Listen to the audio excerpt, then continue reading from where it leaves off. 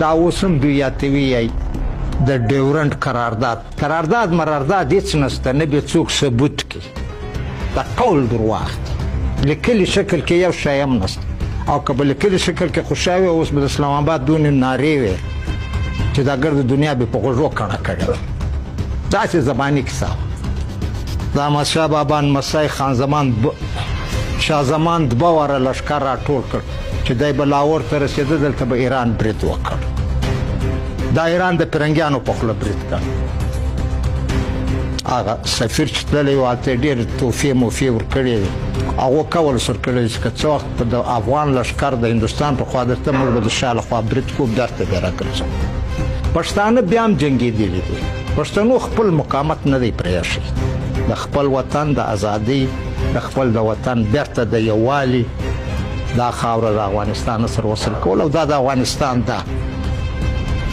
دا افغانستان دی چې پر کوم ځای نن موږ ولاړ یو. دا په تاریخ کې هم افغانستان و، نن هم افغانستان دی، سبا به هم افغانستان وي. او دا ولس نه دی، دا سپېره ولس، دا له خپل وطن سره هر وخت وفادار اوسېدلی دی.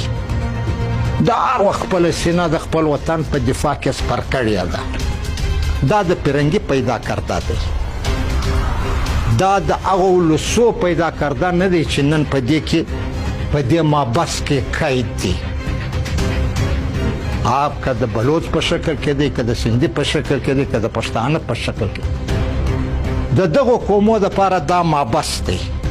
خو زه به داسې لږ تاسو ته عرض کړم چې دغه جرګه یا د جرګې څه ضرورتونه را پیدا شوه.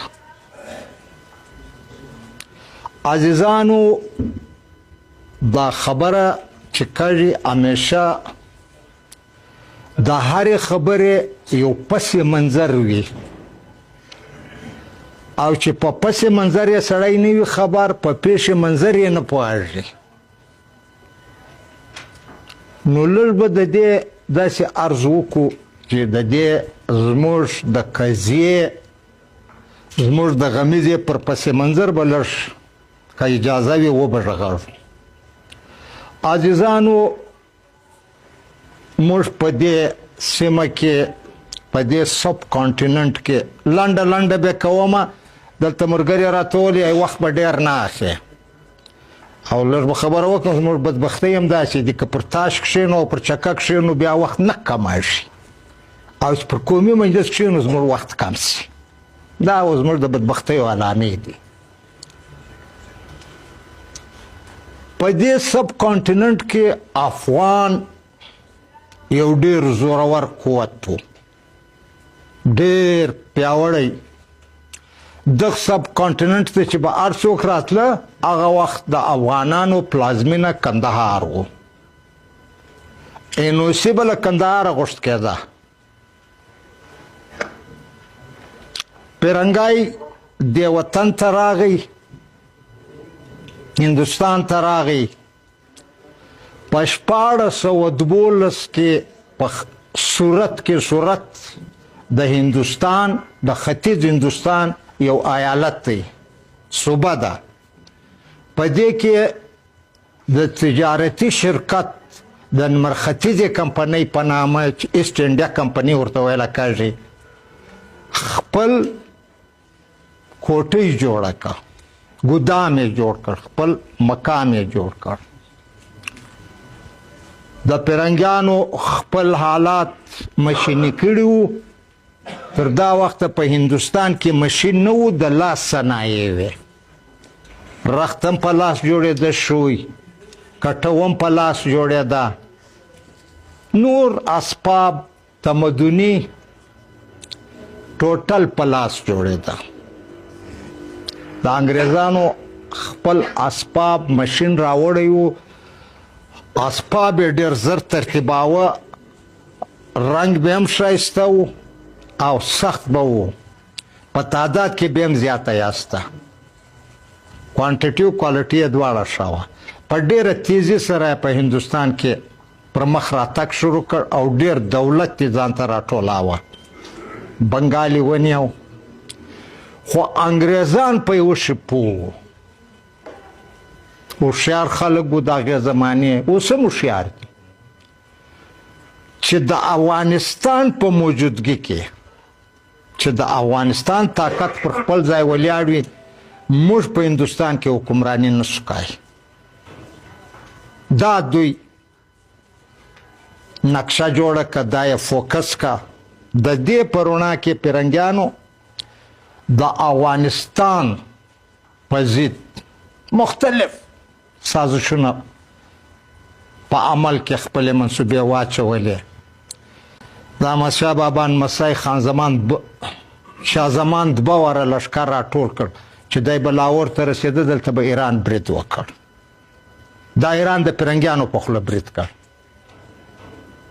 هغه سفیر چې تللی و هلته یې ډېرې تحفې موفې ورکړې وې هغو کول سر کړی چې که څه وخت په د افغان لښکر د هندوستان په خوا درته موږ به د شا لخوا برید کوو درته بیا راګرځو دا وسپې لنډه به کوو فرنګی زورور شو څه زموږ د کورنۍ بدبختۍ وې زموږ په شاهي کورنۍ کې بدبختۍ وې د سدوزیو د بارکزیو په مابین کې ټکر بیا چې بارکزي راله د خپلو ورونو په مابین کې ټکر ورونو له ورونو دا سترګې هم وکښې د اقتدار دپاره فرنګي زموږ پر وطن 3 وار برید وکړ په 1840 کې په 1880 کې په 1919 کې خو دغه مېړنی ولس په ولس کې بد اتفاقي نه وه بد اتفاقي په بلایي طبقو کې وه په بلایي ډلو کې وه او دا ولس نه دی دا سپېره ولس دا له خپل وطن سره هر وخت وفادار اوسېدلی دی دا هر وخت خپله سینه د خپل وطن په دفاع کې سپر کړې ده 3 سره وارې فرنګي ته ماتې ورکړه آخر د خپل اقتدار د ساتلو دپاره یا موږ خو رشوت ورته ویایو بډې ورته ویایو دوی پر دې بډو ډېر خوړکی نوم ایښی دی سبسیډي ورته ویایي موږ یې دا چې د وطن پر سر ښکاږي درته موږ رشوت ویایو افغانستان ته یې 18 لکه سبسیډي ومنله د زمان خان په زمانه کې وطن 2 ځایه شو د ډیورنډ لیکه کشفه نیم افغانستان فرنګیانو ته راغی په هندوستان پورې یې وتاړه هغه وخت د فرنګي پلازمینه دهلی و دا اوس هم دوی یاته ویایي د ډیورنډ قرارداد مرارداد هېڅ نشته نه به څوک ثبوت کړي دا ټول درواغ دي لیکلي شکل کې یو شی هم نشته او که به لیکلي شکل کې خو شوی اوس به د اسلام آباد دونې نارې وې چې دا ګرد دنیا به په غوږو کڼه کړې وه داسې زباني کیسه وه دا وطن را پرې شو فرنګی دلته پښتانه بیا هم جنګېدلي دي پښتنو خپل مقاومت نه دی پرېښی د خپل وطن د ازادۍ د خپل د وطن بیرته د یووالي دا خاوره د افغانستان سره وصل کول او دا د افغانستان ده دا افغانستان دی چې پر کوم ځای نن موږ ولاړ دا په تاریخ کې هم افغانستان و نن هم افغانستان دی سبا به هم افغانستان وي په دې کې یو شک نشته عزیزانو فرنګی ولاړ د دې وطن مقاومت هم ورسره و دومه جاني جګړه هم وه هټلر هم فرنګی له پښو واچاوه ماشي یې ډېر کمزوری کړ د دغې توان یې مزید نه و پاته چې دا علاقې په خپل ګرفت کې وساتي فرنګي کډه بار که په تلو کې دغه ملک شاته پرېښو جوړ یې کړ چې نوم یې پاکستان دی دا د فرنګي پیدا کرده دی دا د هغو ولسو پیدا کرده نه دی چې نن په دې کې په دې مابس کې قید دی آپ که د بلوچ په شکل کې دی که د سندي په شکل کې دی که د پښتانه په شکل کې د دغو قومو دپاره دا مابس دی دا فرنګي جوړ کړ بیا جلا کیسه ده ولې یې جوړ کړ څه یې کوه هغه د روسیانو خلاف هغه ټایم نیرو ګاندي په خپله ویل دي چې موږ ته چرچل صفا خبره وکړي چې زه دلته یو مورچا غواړم څه زموږ خپلې غلطیانې وې چې موږ خپلې نمایندګي هم نه درلوده هغه وخت په کانګرس کې ملګري شوي وو، نمایندګي هم کانګرس کوله، موږ خپله بایللې وه. پاکستان راغی. اوس عزیزانو له دې پاکستان سره د دې پنجابي سره زموږ 80 کاله وشوه. اوله دې ترازو په لنډو وخت کم دی. موږ محکوم افغانستان چې موږ ورته وایو چې دغه خاوره ده، دا هغه د له چتراله ځای راونسې بیا تر ډالبندي نه پورې داسې 600 کیلومتره او داسې بیا د اباسین تر غاړې یا تر ملتانه پورې. اصل زموږ ټک ملتان دی. دا ځای په ځای 900 کیلومتره راځي، ځای په ځای، خو دا چې سره واچوي 500 کیلومتره راځي. دا زموږ خاوره ده په دې پاکستان کې چې ام تر پنجابي ډیره ده، ام تر سندي ډیره ده، ام تر بلوچ ډیره ده. زموږ خاوره چې په زراو مربع میله جوړه شي. عزیزانو دې ته راځو چې په دې خاوره کې دي څه، دا خاوره څه لري. یا زموږ پوهان، لیکوالان، مشران لکه عیسی روشان په دې شیانو پوه دي چې زموږ د نیستۍ سبب دی. موږ پر نیستمنه خاوره پراته نه یو، موږ پر ډېره هستمنه خاوره چې د هر څه دا ډکه ده، د داسې خاورې مالکان یو. ولې نیستمن یو؟ قومي شعور هم دې ځای ته نه دی لا راغلی چې د هغ شعور په چوکاټ کې ټول قوم راغونډ سو او د جابرو قوتو جواب ووایو. بیا د دې خاورې مالکان یو، بیا چې په دا خاوره کې څه دي دا به بل څوک بیا نه وړي. د دې چې هره ګټه راته بیا به د دې خاورې پر بچي مصرف کېږي، د تعلیم په شکل کې و، د علاج په شکل کې و، د روزګار په شکل کې. عزیزانو زه لنډه تاسو ته عرض کوم، برښنا، آبي برښنا دا ټیم په پاکستان کې، په موجوده پاکستان کې چې څونه آبي برښنا پیدا کړي دا مفته برښنا ده او آبي د اوبو په پوهېږئ ما خیال دی دغه آبي مکه د اوبو چې په اوبو تولید کېږي دا په سل کې 80% د پښتانه له خاورې ده. ډیمونه معلوم دي، هر څوک ورتلای چې دا ډیم پر لیکلي دي چې د ډیم د دونې برښنا د تولید کولو قوت دی، دونې میګاواټه برښنا تولیدوي. تربیله ده، درګۍ ده، وارسک دی. اوس ورسره دغه د ځامې ډیم هم دی چې پر ګومل یې تړلی دی. دا په سل کې 80% برښنا زموږ د پښتانه تر ضرورت 3 ګونه زیاته ده. موږ کم ضرورت لرو د صوبه پښتونخوا رانیولې ته موږه پورې 3 ګونه زموږ تر ضرورت زیاته ده. خو د هغه باوجود زموږ زراعت، زموږ ذمهداري اوس د برښنا په شیشو ده، دغه شمسي چې ورته وایي. دا بجلی بلې خواته ځي او لوی برښنا کوټ یې په لاهور کې دی، ګریډ له هغه ځایه ویشي او بیا دا لا بله ستم ظریفي ده چې زموږ بجلی په ارزانه بیه ځي، په ګرانه یې پر موږ خرڅوي واپس. دا یو د پاکستان دا وخت د تیلو پیداوار د ورځې 80,000 بیرله دی. په دې تیلو کې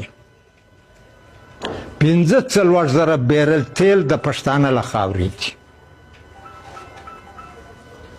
په کره کې پیدا کړي، دا مخکې ډېر لږ کویان اوس یې 4 درس ته رسولي دي. تعجیل یې د باسي. دویم لږ غوږونه بشنېدل دي چې داسې نه وي چې راځه ولاړ شي. اوله 4-5 کویان اوس یې 4 درس ته رسولي دي او ټول لګیا دي چالان دي. داسې ګیس چې د پښتون په خاوره کې کم پیدا شوی و لکه رکسر یا اوس په مسعودو په وزیرو کې پیدا شوی دی ډیر ځایونه په درازنده کې پیدا شوی دی دا تر پښتانه تر خپل استعمال 3 ګونه زیاته دي داسې اوبه د پاکستان په اوبو کې پر پاکستان چې کم دریابونه راواته د هند لخوا هند وتړل راوي د لاهور ته بتللی است په راوي کې اوس د مرغۍ د څښلو اوبه نشته ستلج دی بیاس دی چناب دی یو جیلم کې اوبه راځي دا نور وچ دي اوبه ټولې د افغان وطن دي د پاکستان په موجوده اوبو کې چې پنجاب زراعت پکې او هغه جیلم سره جمع کې 15% د اوبه د پښتانه دي پښتون پر خپل اوبو اختیار نه لري خپل اوبه پر خپل وطن نشي راتړلای دا دي د پنجاب زراعت پکړي بیا هغه غنم پر موږ خرڅي